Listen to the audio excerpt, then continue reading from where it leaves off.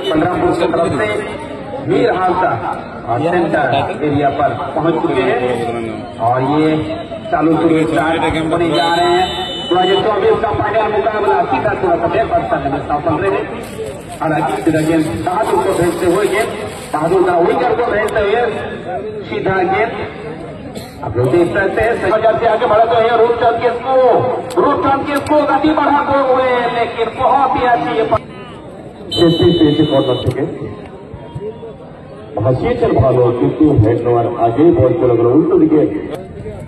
বলতে বলতে আবার সন্ধ্যা কিন্তু মাঠে ফিরেছেন সঞ্চাল বলে বলাই বাহুল্য যে ফুটবল ভলিবলের ক্যাম্প, এবং সেই দিক থেকে আরো একটু সতর্ক হয়ে খেলোয়াড়রা খেলবে, যেহেতু ধীরে ধীরে সন্ধ্যা ঘনিয়ে এসেছে।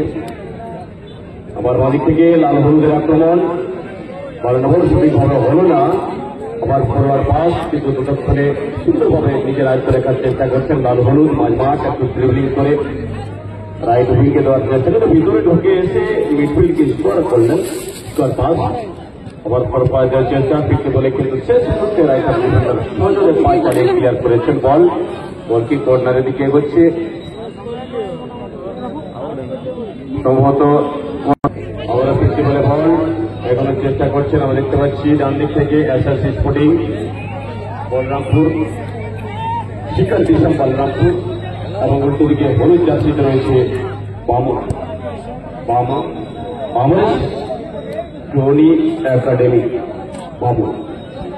আবারও সে বামন হয় এসএসসি স্পোর্টিং হালকাসার বলরামপুর ভার্সেস বামন। আবার সেই বামন পায় বল, লাল হলুদে বিনোদ গতি বাড়ানোর চেষ্টা করছেন, টেনে ভিতরে ঢুকার চেষ্টা করছেন, কিন্তু কভারিং ডিফেন্ডারের বল চলে গেল গোল লাইন ক্রস প্লেট হইতে খেলেছিলেন। আবার ডান দিক থেকে এবারে কিন্তু আক্রমণ শোনার চেষ্টা করছেন সঞ্জয়, কিন্তু ধরা পড়ে গেল শেষ মুহূর্তে লেফট ডিফেন্ডারের কাছে। ছোট করে পাস বাড়িয়েছেন,